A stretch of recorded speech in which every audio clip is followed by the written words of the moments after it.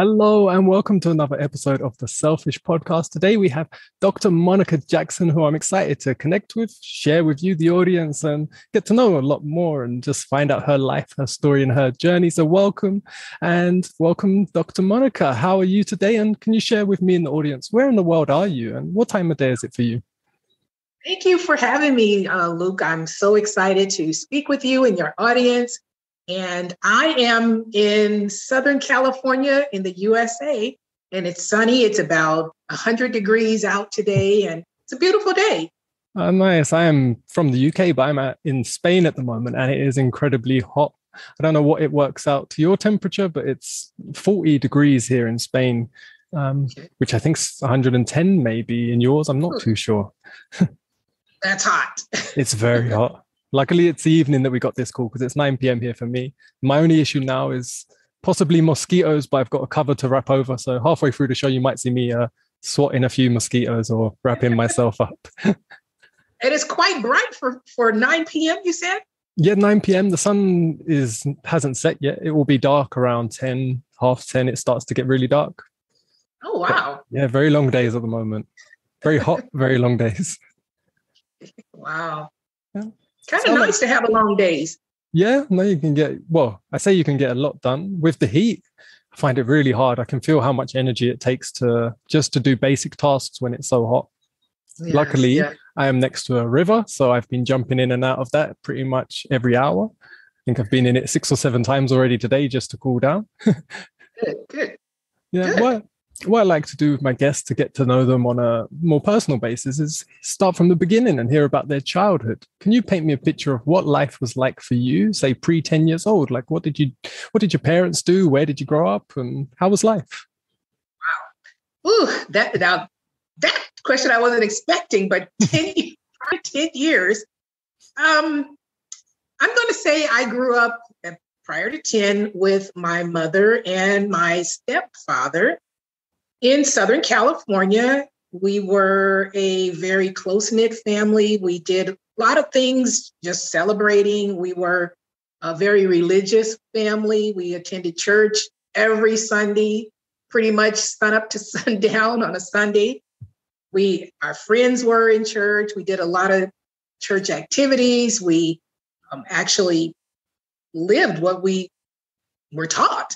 We did a lot of family outings, always family gatherings. My mother used to sell a product called Mary Kay, and that's I've heard of that skincare line. And my mother and father both sold products called Amway, and Amway had all different types of, anything from house cleaners to skincare, just everything. And so every Friday, we would kind of have, get together at our house. Everybody would come to our home, extended family. We had fish fry. We weren't Catholic, although Catholics tend to do fish on Fridays. We had a fish fry, but it was always just a time of gathering and get together. The holidays, 4th of July, we were always at a beach, at a picnic, just having lots of fun, making homemade ice cream and just all of the extended family. My mother is the youngest of I can't remember how many brothers and sisters, maybe like 12 or 13. And Wow. Then my stepdad is the oldest of like 12 or 13. So the dynamics were totally different. You had the baby of the family and the eldest of the family. So it was just kind of different back then. Oh, amazing. That's but overall, what a family. I had a great childhood, Oh, no, that's incredible. And it's so beautiful to hear. It's very inspiring to hear about someone that's just had a beautiful family life, especially for me to have that generations all gathering and actually spending quality time together. I think is crucial and just such a beautiful way to start your life. So nice to hear. And what was school like for you? School was, I loved school. I matriculated through school. I was a very obedient child. Like I said, I just loved school. We had elementary school. We went to junior high. I actually went ahead and went to college. I was the first person in my family to graduate from college. And that was because a math teacher inspired me to go to college. I went ahead and gone to school. I got my master's degree in the midst of going through a rocky marriage and trying to not put so much on him, so to speak, so that I have a different outlet. So I went back to school, got my master's degree, and then eventually through life, because of another mishap of losing jobs and careers, I decided to go back to school and get my doctorate degree. And so I use obtaining knowledge and going back to school as an outlet for me. That's kind of my healing process. Doing something constructive, it takes away from the wounds of life or things that you don't want to deal with. And that's how I went through education. Oh, nice. Apologies, the wind just picked up if it's disturbing my mic at all, but it should be fine. Sounds fine. What comes to mind first? Not necessarily what was first, but in your early life, what struggle or stress comes to mind? The struggles and stress that comes to mind, I'm going to go back to when, and I'm not going to say that I truly remember everything, but for some reason, I still see this vision. And when I was 2 or 3 years old, I had a playmate. I had a playmate that I played with, and it was a little girl, and her brother was just a few years older than her. I don't know how old, but he was a bigger guy, just say maybe 3 or 4. And we played. I remember them having this big brown house next to ours, almost like a gingerbread house looking. And our home, we lived in a quadplex. So that's 4 different homes, kind of in an apartment style. And literally, I remember hearing sirens, hearing ambulance and fire trucks and different things like that. And I still, I'm 57 years old now. I'm telling you something that happened when I was 2 or 3. I still vividly remember that. Yeah. I don't recall what happened. All I know is that I no longer saw my little friend anymore. And what happened, what I was told had happened was her brother actually found his father's weapon and accidentally shot her. And she died. Oh. So at 3 years old, I think about this now because I learned to adapt at a very young age. I learned to deal with loss at a very young age. I learned to continue to move on in the process of a loss, not really knowing that, but that was was the first wound that I can relate to that really had an impact on me, not knowing that until years later. Yeah, no, it's an incredible story and very impactful. Like you said, it's such vision of it now, so such clarity and remembrance of exactly how it was and what happened. And just out of interest, do sirens now, do they startle you at all, or no effect? Does it bring it back? No, they don't. And it was so funny because I really wanted to go back and find this house again. And I don't recall the street I do recall the street. And I just want to drive back over there and just see what the neighborhood looked like, just to reminisce and see what triggers, not necessarily negative triggers, but what comes to mind. That's just something that I want to do. Yeah, nice. And do you remember in your earliest memories, do you remember the first sort of dream or ambition or something you just wanted to do with your life? The first ambition, gosh, I think we all probably want to be a doctor or a lawyer. And I think because I live next door to a nurse and I would always see her smiling. And that's, she always just seemed happy, helping people. And of course, I didn't go into medical, but that's kind of something that I thought about doing initially. Nice. I was actually relating with this with someone else and on a podcast episode, and she was talking about just one tiny little interaction she had. It was with a nurse as well, that she was in the hospital for a lot of her childhood, and she goes, one nurse just treated her a certain way, and she goes, that just changed her whole life. And I think that just shows us how important every moment is. You don't know how you're going to impact someone else, what influence you're going to give. It can change and form someone's life so easily. Yes, absolutely. And so now you said you got your doctorate, and what do you do with it now? What's your practice? What do you do? Well, what I do now is I am an instructional designer. I design training programs and curriculum for universities and businesses.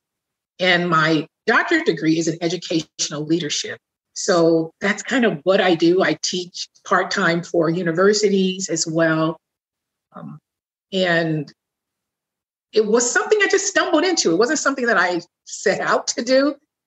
But, sometimes when you go through life, I believe you find certain passions, certain things that interest you, or things that are placed in you that you never realized were there. And it's not until life happens to you that you start to realize your purpose, your mission, what you really want to do, the impact you want to make. And unfortunately, or fortunately, however you want to look at it, you have to go through sometimes being wounded in life to get to where you should be. No, exactly. Well put. It's very much how my life has been. And I'll explain to you briefly, you might not know my history. I had a really traumatic childhood I didn't have the family that you had in that way. I grew up with my mum as a single mother. I saw my father on the weekends briefly. But during the week, my mum had severe schizophrenia, like really, really bad. And that caused a lot of issues at home and a lot of bizarre things. I had suicidal issues from like 7 years old. And I was really depressed most of my life, about 20 years. And it was very chaotic. And it wasn't until I sort of went through more trauma, more stress and more chaos. And I had my last suicidal moment in about 2015. And I was literally standing on a bridge about to jump into 6 lanes of traffic because I just couldn't take the stress of life that was happening around me. My mum had committed suicide 7 times that year, and they hadn't worked, but I had to take her to hospital. My love, Danielle, she was 29 and she had a cardiac arrest, and she was told she was brain damaged, wheelchair bound, and I became her full-time carer. And the foreseeable future was bleak, to say the least. And I just couldn't, after so many years of trauma, I couldn't envision how life could feel good. But something within me sparked. Something said, like, you can find joy in life within you, no matter what. And I went on a new path, and it wasn't instant, but it was a big part in that transformation, was that life is serving me in all moments. I'm here to be of service, and life is serving me. It may not look like it, but it's happening. And then once that perception changed, suddenly I could see things in a different light. Suddenly I had faith. Like, I was brought up in a Christian sort of background when I was a child, mainly through my nan's Irish, and it was through her sort of upbringing that she brought the religion in. But when she passed, that went. And when I was a child, I prayed and prayed, and I felt I got no answers. Nor did I see family or anyone taking it seriously. So I sort of like, oh, this isn't serious. There wasn't really any study. There wasn't any weekly events. None of that happened. So it was like that sort of become dismissed. And then I became dismissal of the whole system, and the idea of faith would make me cringe. It made me uncomfortable.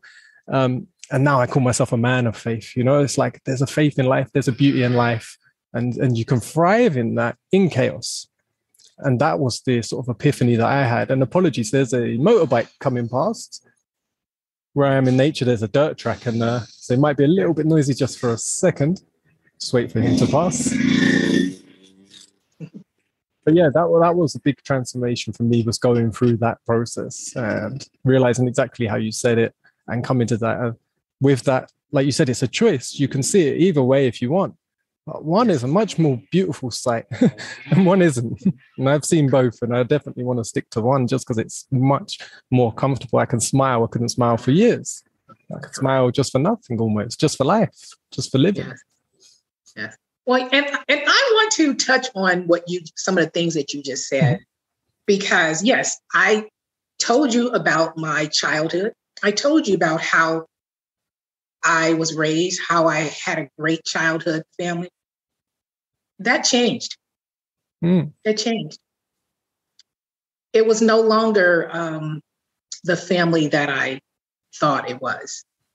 It was an illusion. As I said, we grew up in church, grew up as a faith.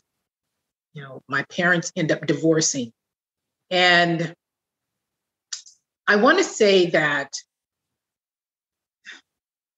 I did not see growing up, and I did not know better, that people were only talking their faith, not living their faith. Mm.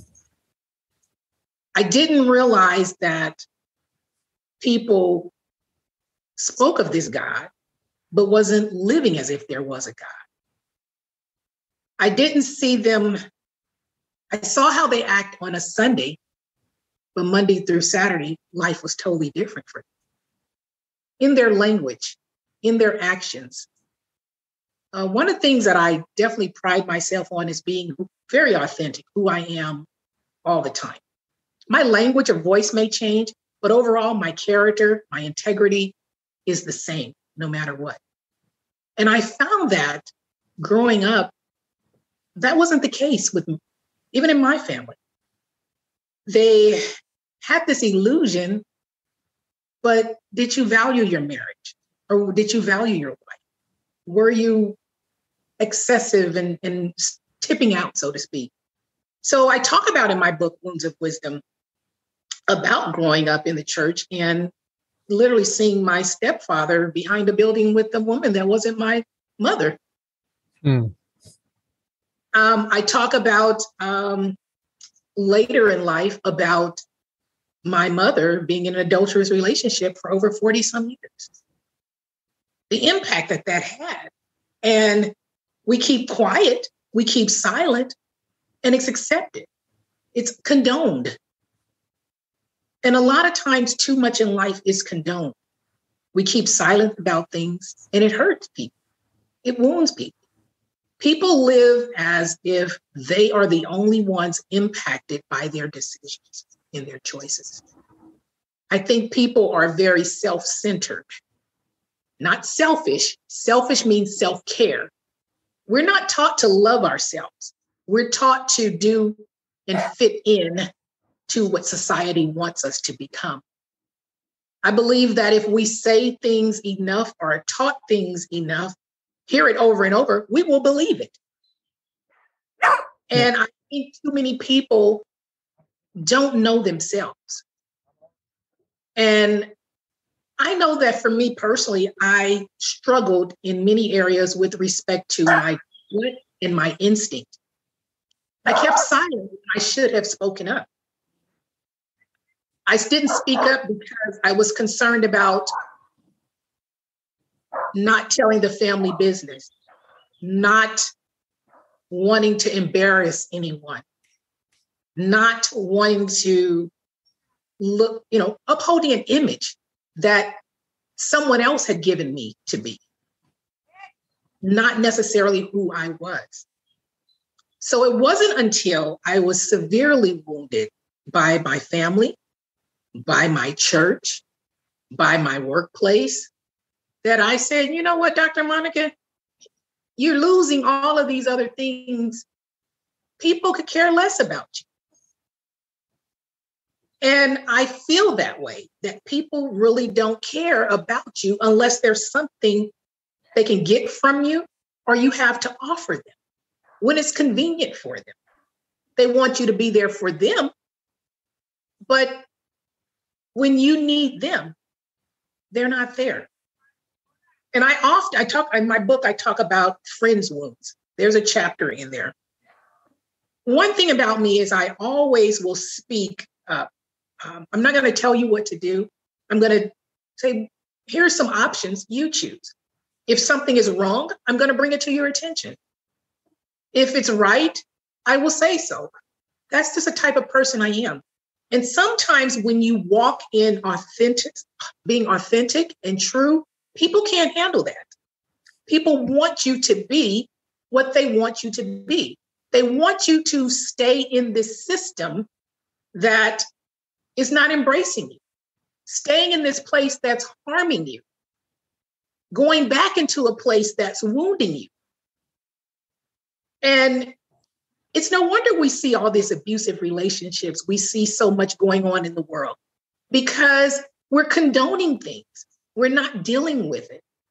And, I mean, just something simple as calling a friend and saying you need to talk. And friends that you've known years, 20 some years, but they can't even pick up the phone and call you back. Or you there's a misunderstanding and you say, well, hey, let's talk about this. Oh, I don't want to talk to you because now they're embarrassed by it. I don't want to talk to you anymore. And then years later, they'll reach back out to you and say, I accept your apology. Well, you accept my apology, but you didn't apologize for what you did. There's no accountability. And so it's just amazing how I see society differently now. I see family different now. I see church different now. I see religion. I see things for what they are, not for what I want them to be. There's a difference in my faith. And there's a difference between faith, foolishness, and fallacy. And I don't think a lot of people understand those differences. Yeah, no, I resonate with everything you said. And I feel for me, like another part that changed for me, because that at one point during my sort of growth, that became painful. That became its own form of suffering. And it's like you break through these sort of childhood traumas, you break through these issues, and you feel sort of good about things. And then you get this whole new outlook and this whole new system of pressure. And, you know, and like you said, how society is viewed, how things are, how people behave and interact. And like you said, especially when it comes to the closest ones, family and friends, people you grew up with, for whatever reasons, whether it's the technology at hand, the lifestyle, the health, whatever it is that's happened. And I found, for me, apologies again, there's noise. There's a couple of dog walkers going past now. It's been silent all day up until this point. But yeah, for me, it was just, I had to keep telling myself, like, I can be of influence, but I have no control over anyone else's life's decisions, how they behave, my emotions, my feelings, my choices. They're independently all mine. And I can do what I want. And that's all that matters. And if I can influence with that, great. If I can't, I can't, but I'll try. You know, but I'm not going to be concerned if they don't adhere to it. If they don't, like you said, I will stay authentic. I'll be myself. Yeah. You know, I've connected with people on podcasts more than I have with friends that I've had for 20 years. Thank you for saying that. Thank you for saying that. Wow. That truly resonated with me because what you just said there, I find that I connect with people that are total strangers. And why is that? Because we have chosen to be authentic. The ones, our friends, our families, church members, they're still not walking in authenticness. They are walking in this illusion of their beliefs that they don't understand what they believe. They don't even know what they believe. They're doing this because this is what they've been taught to do. And when you find that that system has rocked your world, so to speak, when you realize you can't even go and return to the same people where you found solace, you can't, because they can't relate to you. They can't be true. They can't speak what's true. They won't speak, they won't even ask questions. They'll just go along with. And I find that through my book, the people I've met have just been amazing. These people have reached out to me more than my family have, and I'm talking about my blood family, my so-called church family. I talk about in the book, these people could care less about it. They say they do, but their actions totally speak different. When they know you're going through things and they don't reach out, or you reach out to them and you don't get a true response, but they expect it from you. So I totally understand what you say. I'm so grateful to this technology, because during the pandemic, if it wasn't for this technology, I probably would have lost my mind. And I say that literally, because you can find yourself in a state of feeling like you're going through a depression because your family let you down, your pastors let you down, your mother let you down, your relatives let you down. Anyone you reach out to lets you down, all because you won't follow what's wrong. And everybody is following what's wrong, and as if you can't speak up against it. If you think about the legal system, and this person is guilty, but because there's so much politics and nobody really wants to deal with the reality and truth, they'll just accept it. And I see that too much with people. People just accept things that they have absolutely no clue about. They're more followers than they are leaders. Take, for example, this COVID. I don't know how COVID is in Spain, but the government told you to do this, jump through all these hoops, get this shot, get this one, get that, get this booster, go do this. And people are just, running around fearful. I mean, just totally fearful of what somebody else is saying. How about investigating it for yourself? Whereas, with Christians, we talk about this place is not our home. We're going to go to a better place. There's where the streets are paved with gold. This milk and honey. But everybody's afraid of dying. Nobody's ready to die. That doesn't make sense to me. There's a better world, a better place on the other side, but we aren't embracing that. Some people lose their mind when their family member die or their friends die. But as a Christian, didn't we say it's supposed to be better? On the other side, how do we know it's better? How do we know it even exists? Who told us? Why do we believe this? Yeah. So I'm in a place of questioning right now. I'm in a place of, you know what? I'm just not accepting some things anymore because it doesn't make sense to me. Yeah, no, and for me, it's very similar. It's like, and I'll tell you a little bit about how COVID was here, but first I just wanted to add to that last point. And for me, it was like, I used to fear death incredibly. I'd have nightmares and dreams of like end of the world scenarios. I'm going to die and all these fears of death. Yeah. And like I said before, I had like suicidal episodes most of my life. So it's quite an irony that I was also frightened of death. But you think about taking it.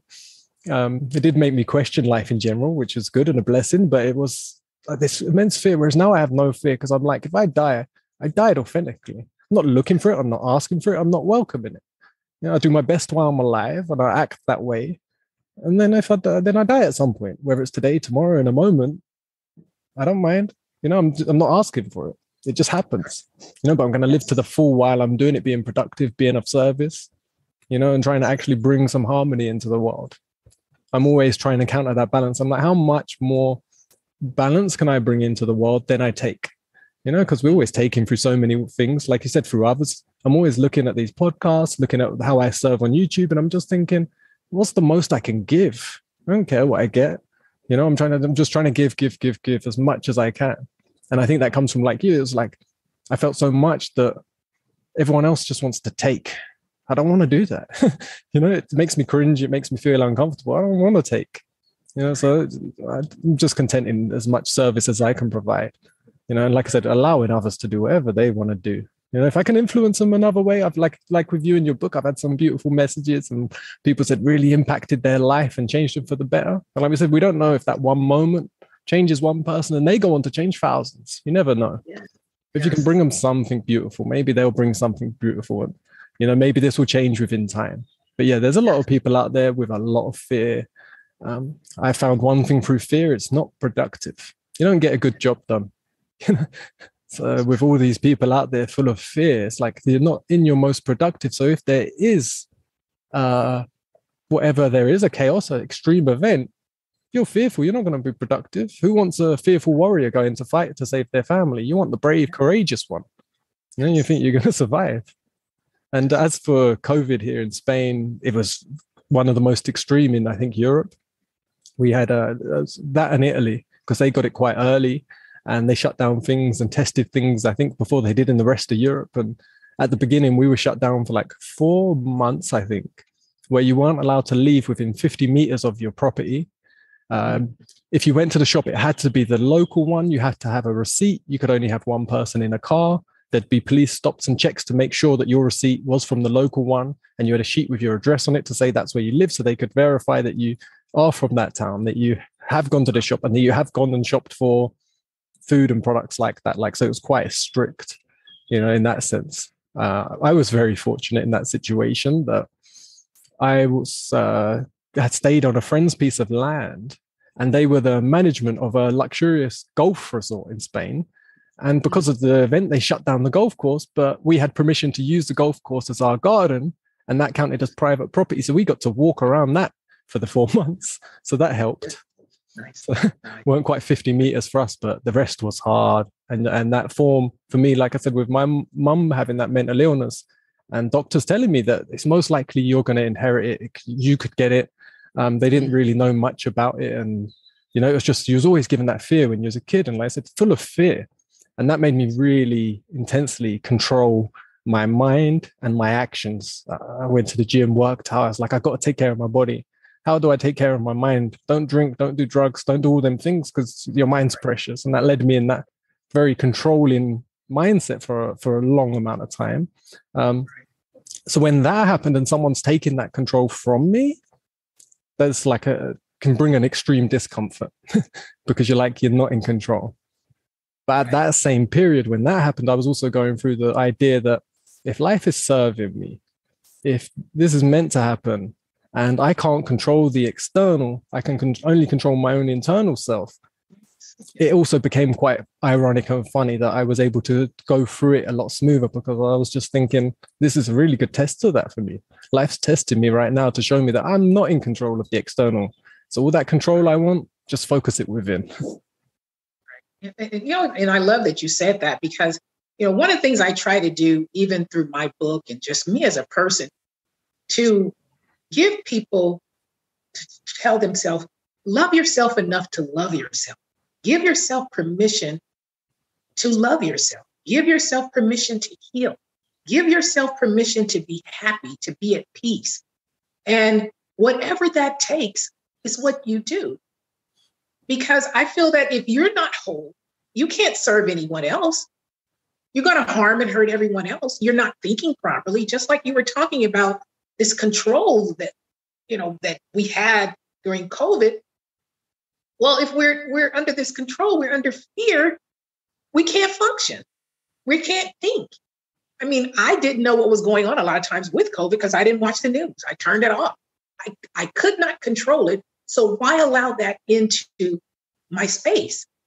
You talked about, or even going into a place that's not making me feel good.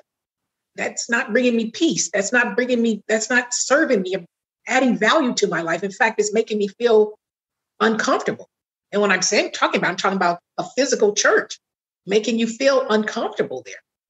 You're not welcome. You're not, your spirit is disturbed, so to speak.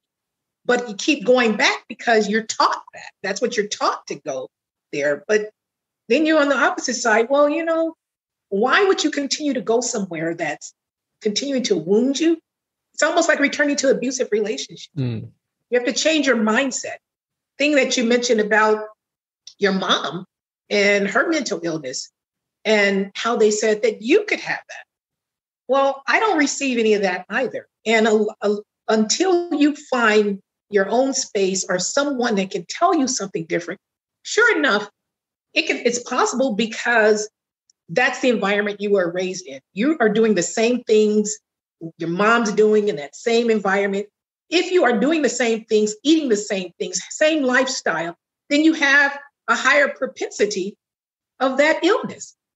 Now, if you combat that, do something differently, like you said, take care of yourself, you have a higher chance of not getting that. And I don't think we understand that. I believe we truly have control over our outcome. I don't care what illness is in your family. If you know it, I believe you have the control and the power to reverse that. You have to study what they're doing and not do what they did, so you don't have that same outcome. Yeah, definitely. But we are too willing to accept what other people tell us. We are, so willing. The fear. You talked about the suicide attempt. I had a suicide attempt too. And it's interesting because you talked about it, the situation with your mother. Well, mine was with my mother too. My situation was, I think I was maybe 15 or 16 years old. And the issue came out where we're church members. We are a prominent family in the church. Everybody's known us. I grew up in the church, and all of a sudden there's this exposure of my mom's adulterous relationship at the church. Thankfully, I wasn't there. Just the embarrassment that I had to deal with, what I felt just just how people were going to look at me, how they were going to perceive me. And sure enough, some of the comments that I got from, the older women or men in the church were geared because of something my mom did. I had no control over that. I was a child. Some things are, there's the slut's daughter. Well, how dare an adult say that to a child? It's just amazing how you think people are mature and they're not. You think people are loving and they're not. And it's painful. But we will never know that someone else has gone through this unless we speak. One of my message, my mission, and my movement is to unsilence the silence. Silence heals. Speaking up heals. And if anyone's listening, speak up. I know when I was going through some of the most painful things in my life, one of my friends, a good friend, told me, oh, well, don't talk about it so much. Don't say anything. Don't just pray about it. What she did not understand was that was killing me internally by holding it in. It was literally killing me. I felt like I was dying physically. And once strangers would start asking me, how are you doing? And I said, I'm not doing too well. And they would say, why? And I would explain to them, I felt the release. I felt the weight lifting. So I encourage people to speak up and speak to strangers. Speak to strangers because you never know what that other person is going through. So as I was going through this suicide attempt, because I was embarrassed, literally, I took some pills. It wasn't enough to kill me. I wrote a suicide note. But what happened after that? The ugly things that my mother said to me. And also, we've never spoken about that incident to this day. Nobody's brought it up. Nobody said anything. Interesting, as I'm older now, I'm 57 years old, and I, of course, have written the book and, spoken about it. And I didn't realize how many relatives knew this happened, but nobody came to my rescue. This is family. So what we need to do things differently. If we want a better society, we have to make better people. We have to teach people to love themselves first. Selfish, selfish, literally. But we're not taught to be selfish. Teach us to love ourselves first. When we love and genuinely love ourselves, we can love others. Because at that point, because we know what true love is for ourselves, we will reject anything that doesn't feel like love. We won't entertain it. We will speak up about it. Yeah. And I think that, it's not taught. No, and that's I really want to get into that self-love bit because that's a big part of my journey as well. And I just wanted to bring up something you just said that reminded me. I found out maybe only a year ago, because my mother passed recently within must be now 6 months ago. And during that time, I spoke to one of her sisters, rang me up, and we had a longer conversation than we've had in years. And she was telling me that her and her husband were thinking when me and my brother were children that we could live with her because they were worried about our condition. I was like, I find out now. I went through my whole life thinking nobody cared. No one come to our, like you said, to our rescue. No one wanted to take us out of the situation that was so obvious. I was like, most of them didn't turn up to visit that often because it was too much of a bad, I think, painful situation for them to envision. It's like, you're leaving 2 children there to deal with it, to live in it, in really dirty and unhygienic conditions without food, and just in a very bizarre environment. I found if only they'd even told me, I probably would have said no when I was a child because I had a very caring instinct for my mother, even though I was aware that she was suffering, and I still felt there was some bond of love there that was innate that I wouldn't have wanted to leave her, but I would have loved to known that someone would have had that offer. And again, they didn't speak up. They didn't voice that for whatever reason. But it's like, so if someone's listening in a similar situation, it's like, speak up. Like you said, say the things you need to say if it's actually from a loving place. And that brings me to the self-love. Self-love, I'm not sure where the influence first came into my life, But I remember for me, it started actually, my love Danielle run me a bath, and I had never really had a bath, you know, and they always say how a female has a bath a certain way and makes it a little bit more special than a male does. She'd put candles in, she'd made it really nice, put some music on for me, and I'd never had that experience. I got in the bath and she said, stay in there for like an hour or two. And I was like, I can't do an hour or two in a bath. I was like, oh, 10 minutes, 15 minutes, I just scrub and get out. And she's like, just stay in there, have a proper bath soak. It's beautiful. And she could spend hours in there. And I didn't know how it's possible. And I was in there. And then I was just touched my arm at one point, and I was looking at my own hand and arm, and I was just realizing, like, this is my body and I've pushed it so hard. You know, I haven't treated it with love. I've treated it like a dictator that's just, my body's a slave and I'm using it to get what I want, to drive, to push by any means possible. But that encouragement wasn't from love. It was from anger. It was from, like I said, it was like someone whipping you to do things rather than someone just encouraging you and saying, you can do it. You're worth it. You deserve it. Go for it. There was none of that. And I sort of had that revelation and realized, and then that started my journey to realize I didn't love myself, and I couldn't believe it. I was like, wait a minute. I was just in shock because it wasn't something I had thought about. It wasn't something that I had comprehended. And I realized I didn't love myself. And I literally had to set aside time daily, even if it was 5 minutes or 30 minutes or an hour, to just sort of contemplate and try and feel. So not just to sort of think about it, but just really try and feel what love genuinely feels like for my own mind, for my body, and for life itself. And like I said, and over time, that just amplified. And in that process, I just lost all the judgments on others. You know, I felt much more this unbelievable feeling of sort of warmth and sharing and connection, even if no one was around, but for myself. And that's like I started a YouTube channel back to near the beginning of the pandemic because I saw a lot of people suffering how I had suffered from control and from depression and suicide. So I thought, you know what, I don't feel that way anymore. And a lot of that came from self-love. It came from certain techniques. So I was like, I'm just going to openly share as much of that as I can. And like you said, and just teach as much of that as I can and see if it reaches even one person. And it did. And it was beautiful. And I was so happy that I made that step. But that's what started.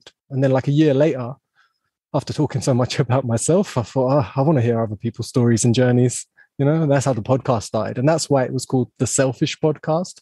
Because selfishly, I want to hear your story. It excites me, it ignites me, it connects me. Yeah, it makes me love life to hear people speak beautifully about life. And all my guests have. You know, like you said, it just happens that everyone I'm connected with has that perspective. And then I go into sort of non-digital world and I don't seem to have too many of them interactions, especially in the towns and the cities. You know, occasionally out in nature, I might have a nice conversation, but yeah, having that ability online to connect with people like yourself is a beautiful experience that I can actually enjoy and be fully embraced in. And I think a lot of that started with just the simple practices of self-love. And I think it's opening up. And a big part for me was I used to say, like, I had my heart broken, like when I was younger for many reasons and different ones. And then I was like, do you know what? I had my heart broken open. I had to change that. I had to rewrite that and be like, no, it's broken open so I can love more, not less, not shut down. And again, that might have come because I was just trying to control myself all the time. But that's where it drove me too. Well, you know, and again, I think it comes because of false expectations. We have false expectations because we're never taught to be ourselves. We're taught what to do. Go to school, you know, graduate from college, get married, have children, and live happily ever after. We're told these things, but what happens when the happily ever after doesn't happen? Then you are ostracized because, of course, church tells you God hates divorce. Well, on the flip side, it says, well, God joins together. Well, did God join me and my ex-husband together, or did I join us together? So if I joined them together, then I have every right to get out of it if it's not happy. But I spoke to a young lady before, and, you know, it's amazing. Like I say, we don't know what we don't know. And if we don't speak up and talk around the world, we will never know. She was telling me she was in an abusive marriage for over 30 years. She did not know it. She didn't know that she was being sexually abused by her husband. She tried to speak to her relatives and friends, but nobody was listening. Oh, just stay there. Oh, it'll get better. And, she's a 60-year-old woman that never learned to love, never had true intimacy. How sad is that? How sad is that we can't even be true? It's almost like we encourage people to fail. Mm. Yeah, and definitely what you said with the expectations, and I think like that is one thing we're taught from from our parents, but from the school system. You're taught that the expectation is all that matters, and that you have to pass whatever that is. And if it doesn't happen, you should feel bad. And like you said, you're not in control of everything. So a lot of the times your expectations are never going to be met, and you're going to get something completely different. And you're going to feel terrible if you think that you're only going to feel good if they're met and if you meet them. And that was, again, as my journey went on. And it's like, I'd say the moment I got to unconditional self-love was the stability, I would say, in my growth and my love for myself, is I had to love myself unconditionally. And the only way I could do that is I had to drop all expectations of myself. I was like, I can't have any expectation on myself, how I behave, what I do, how I feel. I don't expect anything. I'll do my best to have balance, to have love, to have joy. But if I don't, there's no expectation. And once I released that pressure, that was like, again, then became external, and I could release my expectations on others and their behaviors, on everything that's going on, and just going what I would call being in the moment, but productive, with ambitions, with a future, with a goal. And if that goal doesn't get met, I'll go on to the next one. I'll adapt. I will be flexible. I'll find something else to be of service, to do something, to love life. I'm not going to have no goals and no ambitions. But at the same time, I can detach from the expectation of the feeling is only going to be there once I get there. And that was a big sort of revelation. And again, I think this is why I created this podcast, is these conversations that we're having right now. This is teaching. This is going to give someone somewhere a new perception or something. They may never have even, like me, thought about self-love. And they'll be sitting there going, wait, do I love myself? And they might question it. And that might be enough to spark them into a different journey, a different life, different perception, and work on them things. Or they might have heard, like you said, with your wounds, or they might read your book and suddenly see things in a new way. And I think it's them influences, sharing, like you said, not keeping everything locked in. And for some, they might need help to share a little bit. And online, there's plenty of places to find that stability or somewhere to sort of share in a little bit of comfort. But for most, what they're sharing they're holding in things that are subtle, and a lot of them. And it's like, you can talk about them things, you can say them things. Why are you so fearful? What's the worst that can happen? And again, it comes back to the expectation, I think. It's like, but if I say this, I expect this will happen. What if it doesn't? What if it does? Who cares? You got to be yourself. You got to share. You got to connect. We're a very social creature. Whatever we are, we're social. That's for sure. Isolation is definitely a punishment. Correct. You're right.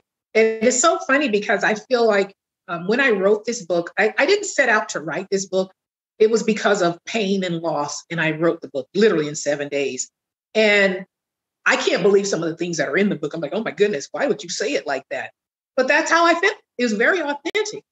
And I know I actually used this book to let me see how people are going to respond to me. Let me see how people are. What I'm finding and what I have found, I thought the book would offend a lot of people because I'm talking against or about situations and institutions that we uphold. And that was totally opposite. What I found is readers were saying, oh, I felt that too. I saw that too. They're just confirming everything that's in this book. And it made me feel a lot better.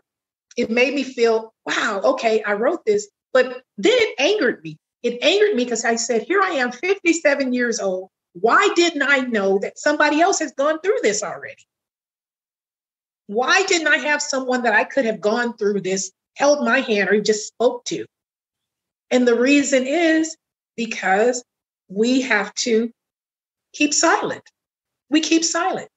I think we wound ourselves in many ways. We really wound ourselves in so many ways, but we don't know that. And I hope that anybody that's listening will, whatever you've gone through, your wounds, understand that there is wisdom in every single one of those wounds. And honestly, the only way you can get wisdom is to go through some wounds. You can't have a perfect life and come and have wisdom. It's impossible. It's impossible. Yeah. How do you gain perfect peace? You gain perfect peace by going through perfect storms, because you know what those storms feel like. You don't want to go back. So you're going to look for something that's going to bring you peace. And that's what you're going to gravitate towards. Now, if you choose to stay in that negative environment, that's what you're going to stay. But bottom line, it's a choice. We have choice and free will to do whatever we want and deal with the consequences of those. And I would hope that we stop just accepting things. Stop just trying to please others, but help. I think when you listen to what someone says, you can learn a lot about them. You can connect. One of the things that I love is that all generations, 20 years old, 19 up to 80, have come to me and say, one of the things you do, you listen. You listen. Sometimes that's all we need is someone to listen. We're not looking for you to solve our problems. We just need to get it out, because we need to release it, because it's such a weight. And there's no place to release it. Even, you have professional therapists, not speaking against therapy or anything like that. Sometimes I don't think they can relate. Sometimes I don't think that they have solutions. They have things to tell you what to do. But if you haven't been through those things yourself, you're not going to be as authentic. When someone sits and have a conversation with me, they're going to get what I'm, the authentic me. I'm not going to tell them, okay, do step 1, step 2, step 3. The steps are not going to work for everyone. Different situations call for different solutions. We are different people, and we need to embrace our differences instead of trying to make everyone the same thoughts, the same beliefs, the same religion. I mean, every religion thinks their religion is the best. They think they know, but no one that I know have been to heaven or hell and come back to tell about it. So we don't know anything. We don't know. We believe. We don't know. Big difference. Yeah, and definitely with, like you said, with the different religions and different practices, different. And a bit like you, I noticed from a young age, from where I grew up in just south of London, there was a lot of different races and a lot of different cultures. So that brought a lot of different religions. And I was fascinated by them because I had already questioned my own upbringing and noticed people not saying one thing and not following it. And that straight away was I think as a child, you notice them things because you've been given rules a lot. And then when you see the adults not actually following the rules and realizing it as you grow up, they follow them even less. It's really like, well, how can I listen to this person? Because they don't listen to themselves. So you're like, so I can't. I started to notice that in pretty much every religious group, and people practice it in every different way. Some are super strict, some are super loose, some are strict on holidays. Some, it was like all of them had such flexibility in how they practiced and preached and what they believed, what they did. And a lot of it was to have a community, to have a group, I think, to just have other people that we've got the same label, we can be the same, and like you said, in conforming and losing your own individual uniqueness, your own individual significance. And like you said, so it's great you're saying that, because I think that is, people need to know how individual they are, how significant they are, and how much life they have. And like you said, you can have a life of faith, you can have a life of God, you can have a life with a label if you want, you can have a religion, but do you adhere to it? You got to be authentic to yourself. Correct. And realize, is what I'm preaching, is what I'm reading, does that feel right to me? If so, act on it and actually follow through. If you're not going to follow through, question it and think and look somewhere else. Right. Because I think I really believe that we have forgotten how to be humans. We don't know how to be human beings. And I say that because if you offend me or if you hurt me, I should be able to come to you and we should be able to have a conversation. We should be able to have a conversation as to, okay, this is how you made me feel. This is what happened. I didn't like this.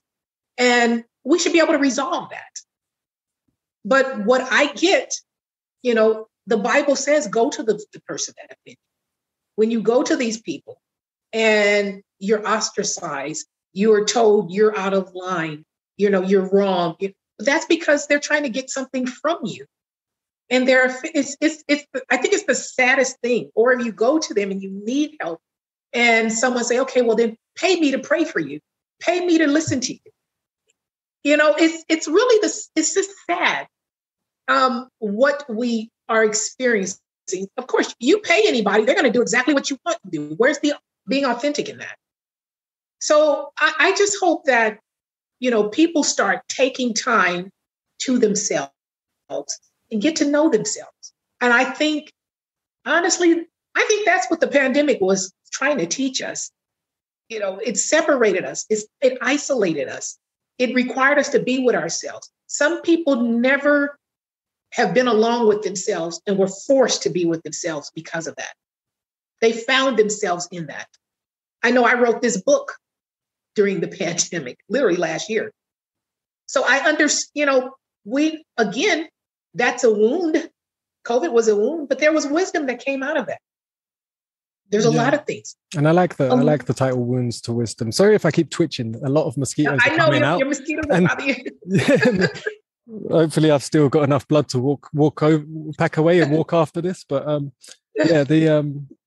the wounds to wisdom I really like, because it resonates again with a lot of my journey in life. And it was, for me, I often say to, like, trauma and dealing with it is one thing. And I said, but for me, when I changed trauma to drama, and then I realized any good story has to have drama to make the character, so I had to rewrite and go, what can I take from that trauma? What can I take from that event? What can I take from the experiences from my mum? What can I take from the suicide attempt?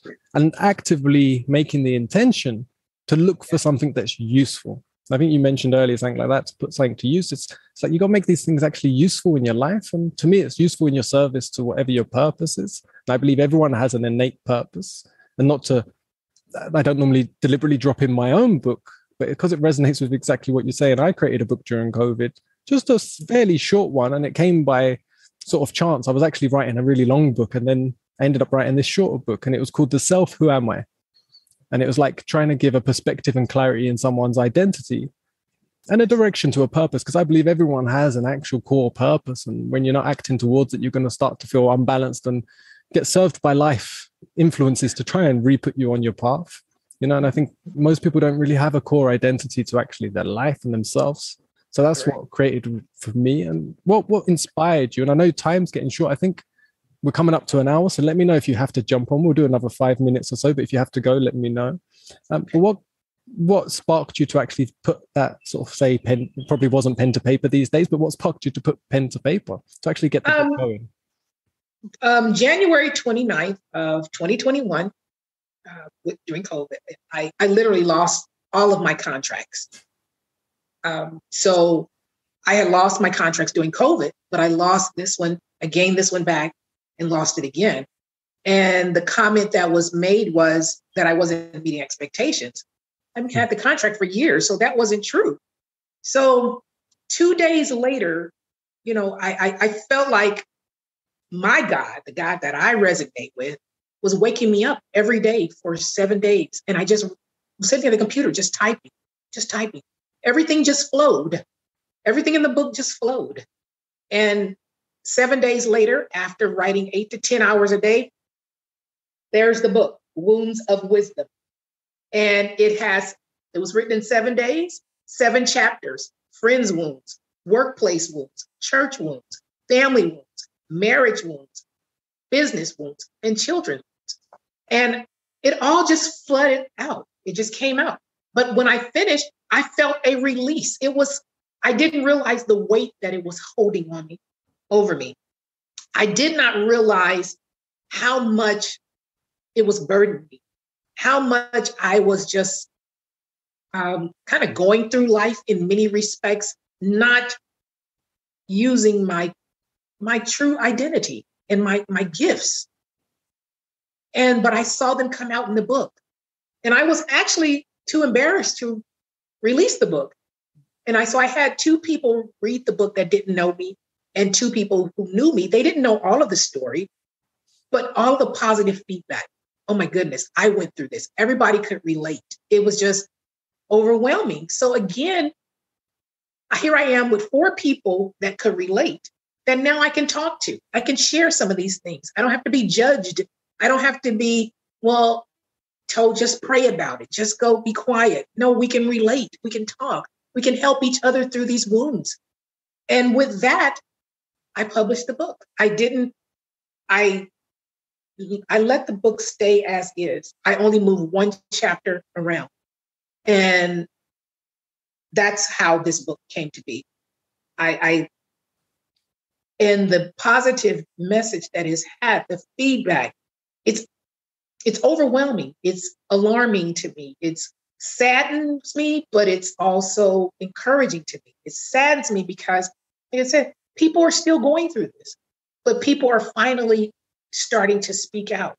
I had someone read the book and say, your book stopped me from committing suicide. Nice. Another person said, your book made me feel less guilty about not going to church anymore.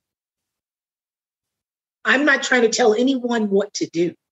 What I'm telling you to do is get in touch with who you are, what you feel, and what works for you, not what works for everyone else. Because once you're in a place of your peace, what you can do for others, and you can serve people better when you're balanced, when you're whole, when you're healthy. We're not going to be perfect, but we're going to be better than where we were. And until you meet someone who understands that, you can't, and wants the best for you, then you start to feel differently. And I want to say, I thank everybody who's allowed me to come on their podcast, who's read the book, who's purchased the book. Everyone refers me back to someone else. Go speak here, go speak there. And I'm just touched. I'm amazed by the people that I meet. I'm amazed by the stories that they share with me. And I'm happy that they trust me to share some of their innermost pains.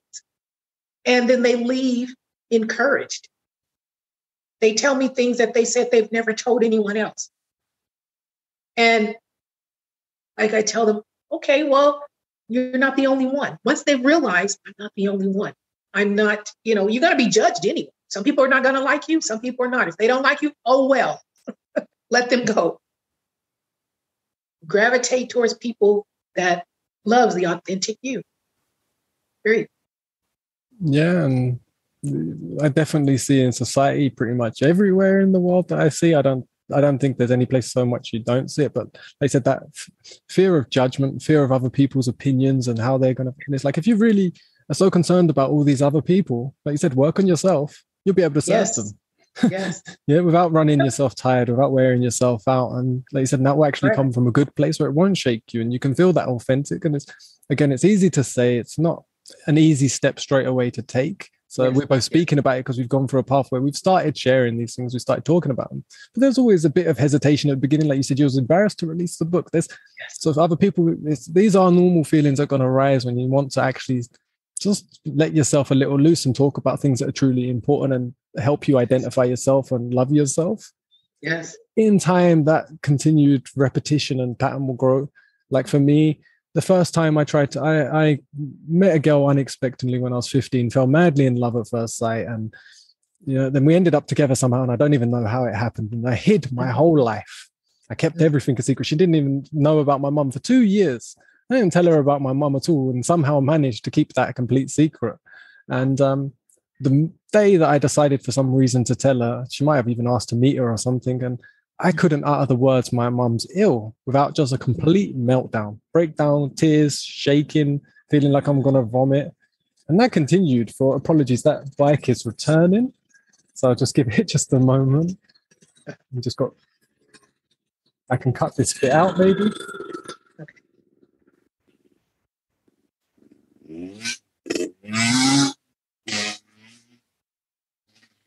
I think it's past enough, hopefully. But yeah, saying that, and then the more I did say it, and it took many, many years many of my friends didn't really know what was going on in my life, school friends or anything. I had shame, I had guilt, I had embarrassment and all these things. I didn't want to talk about it. And it was when I got to a certain stage and I'd share it with people, and I saw how, like you said, they were actually touched by me just sharing, that it encouraged them to want to share something back, whether it was even just how they felt about what I said, Or they said they found that really inspiring, that they know me now and I went through that in some way. And I was like, oh, I thought I'd keep this secret forever to the grave. I thought this isn't stuff you share. You don't share your suffering, especially I think if you really care, you don't want to share because you feel like you might be putting that weight on someone else. The pain you felt, you might be giving that pain to someone else. And I think that comes down to like in the right place, but with the right intentions for yourself, for your attitude. You're not trying to give it. You're actually trying to let go of it. Correct. Right. Yeah. And I want people to know that you're not alone. We are not alone. And for whatever reason, we feel like we are alone. We're the only ones, that have been through things and everyone's gone through something. Now, whether they're going to speak about it and whether they tell you about it, whether they're going to be really true about it, that's something different. But those of us that I believe that are true about what we've gone through, and I always say, and it always sounds negative, but I'm okay saying it now. I don't care that nobody likes me. I don't care what people think about me. I really don't. And at one time, people would tell me, don't say that. That sounds so negative. It sounds selfish. It is selfish to a sense, but it's selfish, but not self-centered. In other words, I can't please everyone. I can't make everyone like me. That's not for me to do anyway. And I hope people understand that. Not everyone's going to like what you do. Somebody's not going to like you. You can blame it on whatever, your race, your, ethnicity, anything. But bottom line, that you're wasting energy and effort. I don't have time to waste on things that I can't control. The only thing that I can control is Dr. Monica.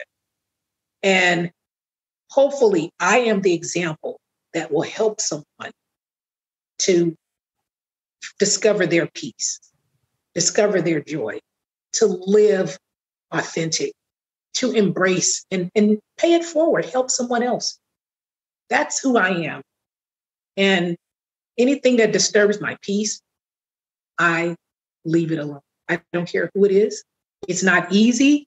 It has not been easy. Sometimes you have to walk away from family. Sometimes you have to walk away from longtime friends. Sometimes you have to walk away from relationships, marriages. But guess what? If it brings you peace by making that decision, do. Oh, nice. Beautifully said. So where can people get your book? Where is it? They can go to my website, drmonicajackson.com, and you can purchase the book there. They can book me for speaking engagements. And I also offer courses. And I have recently an academy. It's called Wholeness Academy. And basically, I want to help people bring some balance. Look at things differently. Let's deal with your wounds. Let's deal with those family wounds. Okay, we can't change it. We can't change the family. But what can you do to move forward? What can you learn from that? So each one of the courses, I have 7 courses. They're all entitled from the chapter of the book. So they're overcoming like family wounds, overcoming marriage wounds, overcoming children wounds, overcoming church wounds. And I did a survey, the top 2 courses that everyone wants. The number 1 course is overcoming church wounds. Interesting. The second one is overcoming family wounds. So again, that speaks volumes. If our churches are wounding us, our families are wounding us, we need healing in those areas. And that's where our focus needs to be. Yeah, and the irony being there sort of should be the 2 core sort of foundations of growth and fixing your wounds, healing your wounds. Correct. Yes. Nice. And if you do, or if you have a recommendation, like, do you have a somewhere like a Facebook group? Is there a place where people can speak up, or do you know of one? Well, I do have a Facebook group. I have, you can connect with me at Dr. Monica Y. Jackson 2022. I have another Facebook, Wounds of Wisdom book on Facebook. And then on Instagram, Wounds of Wisdom by Dr. Monica. And then I'm also on Twitter, Dr. Monica Y. Jackson. So, I encourage people, start speaking up. I love to hear some dialogue there. I love to hear, what are some wounds? I am not the expert to tell you how to live your life, but I want you to open up, start speaking about these things, start sharing. I encourage, I'm going to do workshops and different things like that. because I want people to take control of their lives. Stop giving that control away to others, to people who really don't care about you, who don't have your best interests at heart. Yeah, and like I said, put your own best interest into your own heart first. Yeah. Yes. Yes. Nice. And we have to learn that. We haven't learned that, and know that it's okay to love yourself first. Yeah, and for me, I believe we're born that way. We're innately unconditional, loving beings, and we have to be conditioned out of it, let's say, through experience, through life, through programming, whatever we want to call it. But we have to be conditioned out of that. And it's just about re-immersing yourself back into what you actually are. Like you said, getting to know yourself, getting to know what you truly are. And in that space, that's where you thrive, because that's what you are. That's what life is. Right. I agree. Yeah. I agree. We're coming to the end of the show. I have just a few short, fun, one-answer questions. You can elaborate a little if you feel like, but I ask all my guests the same questions. Do you have a little bit of time for them? Won't take long. Absolutely. Yeah. What's your, if you had to choose one, a cat or a dog? A dog. What's your favorite color? Silver. I know it's my first silver. I don't think I've had anyone say silver. Yeah. What sound or noise do you love? Ooh, water. Water at the beach. Just the peace and the calm of the water, the waves. Nice. What sound or noise do you not love so much? Explosions.